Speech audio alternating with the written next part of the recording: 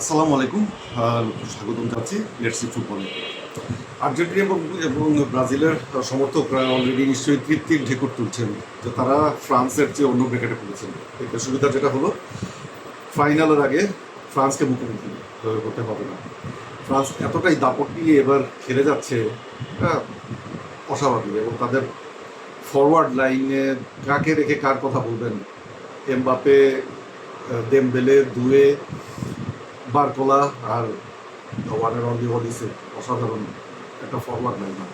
মানে এমনই দাপট তারা দেখাচ্ছেন, আসলে তাদের মিডফিল্ড জেনারেল যারা আছেন তাদের ভূমিকাটা আসলে মানে এত বেশি গোল স্কোর করছে 4 ম্যাচে 13টা। মিডফিল্ডে যে রেবিও এবং লুকাস ডিনিয়ে যে ভূমিকাটা রাখছেন, সেটাও আসলে আড়ালে করে যাচ্ছে।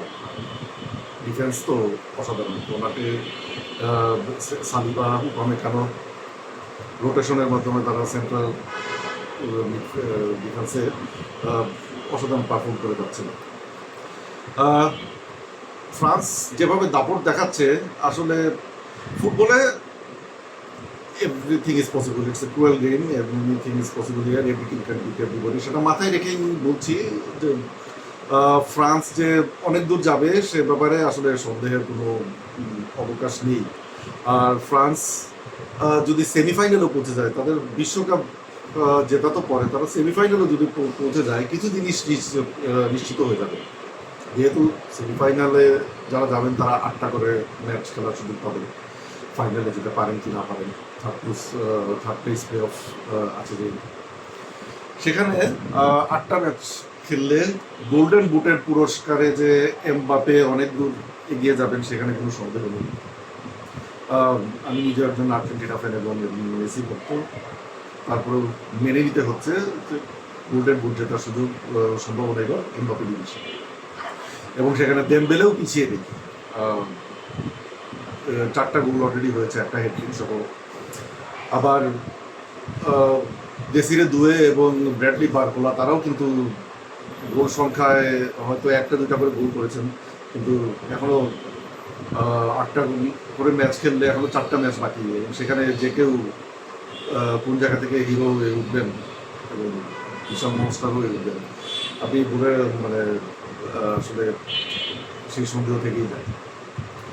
আর ওলিসে এই সিজনটা যেভাবে কাটাচ্ছেন, তিনি হয়তো এখনো গোল পাননি, কিন্তু অলরেডি 5টা অ্যাসিস্ট। এবং এখানে আমার কোনো সন্দেহ নেই এক বিশ্বকাপে সর্বোচ্চ অ্যাসিস্টের রেকর্ডটা তিনি গ্র্যাব করে নেবেন। এবং বিশ্বকাপে সর্বোচ্চ অ্যাসিস্টও খুব একটা সেফ না মেসির কাছে, মেসি এবং ম্যারাডোনার হাতে যেটা আছে। এই সিজনে ক্লাব ফুটবলের পারফরমেন্স যদি আপনি হিসাবে নেন, এমবাপ্পে এবার ক্লাব ফুটবলে কিছুই জিতেননি, রিয়াল মাদ্রিদের হয়ে তিনি কিছুই জিতেননি, কিন্তু তিনি নিজের পারফরমেন্স, রিয়াল মাদ্রিদের গুটি কয়েক পজিটিভ নোটস যদি থাকে সেটা এমবাপ্পে। 42 গোলস, যদি আমি ভুল না করে থাকি, চ্যাম্পিয়ন্স লিগ এবং লা লিগা এবং তাদের স্প্যানিশ কাপ, যেটা কোপা ডেল রে, সব মিলিয়ে তার 42টি গোল আছে এবং আমার ডাবল ফিগারের অ্যাসিস্ট আছে, এগুলো কিন্তু সন্দেহ নেই। তো পার্সোনাল ইন্ডিভিজুয়াল পারফরমেন্সের দিক থেকে তিনি অলরেডি অনেক উপরে ছিলেন। এবং ওয়ার্ল্ড কাপের পারফরমেন্স তিনি একাই যে he is a beast of world কাপে সর্বকালের সেরা খেলোয়াড় তিনি হয়ে যান কিনা সেটা দেখার বিষয়। এবং বিশ্বকাপে অলরেডি 6টা গোল হয়েছে, সেটাতে জাস্ট ফন্টেইনের সেই 13 গোলের 1958 সালে করা 13 গোলের রেকর্ডও আমার কাছে খুব দূরের বাতিঘর মনে হচ্ছে না। তো এমবাপ্পে এবার গোল্ডেন বুট জেতার রেসে আসলে এগিয়ে আছেন এবং সেই সাথে ব্যালন ডিওরের একজন দাবিদার হয়ে উঠবেন। আর Ousmane Dembele, reigning Ballon d'Or winner, তিনি হয়তো গতবারের পারফরমেন্সটা এবার ক্লাব ফুটবলে রেপ্লিকেট করতে পারেননি, কিন্তু তারপরও এবার অলরেডি তার 18টা গোল আছে, অ্যাসিস্টও আছে অনেকগুলো। সবচেয়ে বড় কথা, তিনি এবার চ্যাম্পিয়ন্স লিগের সেমিফাইনালের 2 লেগ, বায়ার্নের এগেনস্টে 2 লেগে এবং ফাইনালে আর্সেনালের এগেনস্টে ইকুয়ালাইজিং গোল, যেটা যে গোলের মাধ্যমে তারা ফিরে এলো 129 সেই গোলটি করেছিলেন দেমবেলে। অর্থাৎ ফার্স্ট লেগে 5-4 সেই এপিক ম্যাচটাতে তার একটা জোড়া গোল ছিল, সেকেন্ড লেগে 1-1 ড্রতেও তার গোল, এবং ফাইনালে 1-1 ড্র, সেখানে তার গোল, 4টা গোল, 4টা ভাইটাল গোল, এখানে কোনো শব্দ নেই। এবং বিশ্বকাপে অলরেডি একটা হ্যাট্রিক সহ 4 গোল। আর অলিসে, ও মাই গড, এই ছেলেটাকে নিয়ে কি বলবো। 2 বছর আগে ক্রিস্টাল প্যালেস থেকে তিনি যখন বায়ার্নে এলেন, তখন অনেকেই ভুরু কুচকেছিলেন, ওয়াই অলিসে বায়ার্ন। ফার্স্ট সিজনে হয়তো সেভাবে তেমন ভূমিকা রাখেননি, কিন্তু এই সিজন অসাধারণ। এবং তার স্ট্যাটস বুন্দেসলিগা, চ্যাম্পিয়ন্স লিগ এবং ডিএফবি পোকাল, এই 3টা টুর্নামেন্ট মিলিয়ে 22 গোলস অ্যান্ড ইনসেইন 29 অ্যাসিস্ট। এবং এই স্ট্যাটের সাথে এবং ওয়ার্ল্ড কাপের অলরেডি 5টা অ্যাসিস্ট, এবং তিনি যেভাবে বাইসাইকেল কিক এবং দূরপাল্লার শট যেভাবে নিচ্ছেন, সেখান থেকে 2-1টা গোল না পাওয়ার আসলে কোনো কারণ নেই। তো অলরেডি এই 3জন, তো এই কয়েকটা পুরস্কার, গোল্ডেন বল, গোল্ডেন বুট তো আছেই, সেই সাথে ফ্রান্স সেমিফাইনালে গেলে আসলে ব্যালন ডিওরের রেসটাও আসলে এই 3জনের মধ্যে আমার মনে হয় সীমাবদ্ধ হয়ে যাবে, সেখানে আসলে সন্দেহ করার কিছু নেই। আর মাঝখান থেকে যদি বারকোলা বা দুয়ে, যারা অলরেডি দেমবেলের সাথে পিএসজির হয়ে চ্যাম্পিয়ন্স লিগ উইন করেছেন, এবং চ্যাম্পিয়ন্স লিগে যথেষ্ট ভূমিকা তাদের ছিলই, সেখানে ওয়ার্ল্ড কাপে যদি একটা হিরোইক পারফরমেন্স দিয়ে ওঠেন, তাহলে তারাও হয়ে উঠবেন ব্যালন ডিওরের দাবিদারের মধ্যে।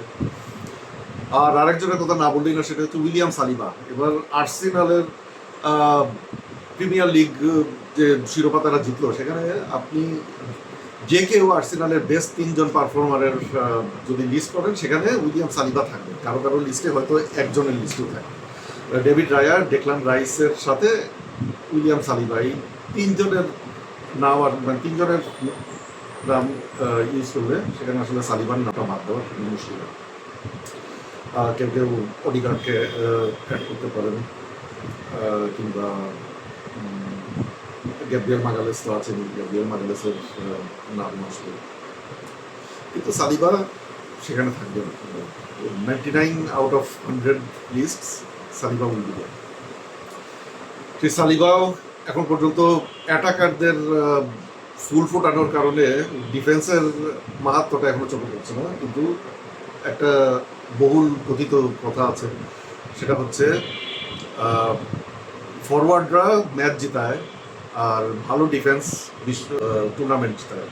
তো টুর্নামেন্ট যখন যদি ফ্রান্স জিতেই যায়, ওয়ার্ল্ড বিশ্বকাপ যদি জিতেই যায় ফ্রান্স, এখন পর্যন্ত তো তারাই ফেভারিট, তাহলে কিন্তু এই ডিফেন্সের ভূমিকাটা আসবে, সামনে আসবে। সো এবার ব্যালন ডিওরের লড়াইটা আসলে ফ্রান্সের মধ্যে কুক্ষিগত আছে। ইংল্যান্ড যদি সেমিফাইনালে যায়, তাহলে হ্যারি কেইন অবশ্যই থাকবে, এবং আর্জেন্টিনা যদি ওয়ার্ল্ড কাপ জেতে, তাহলে মেসিও অন্যতম দাবিদার হয়ে উঠবেন।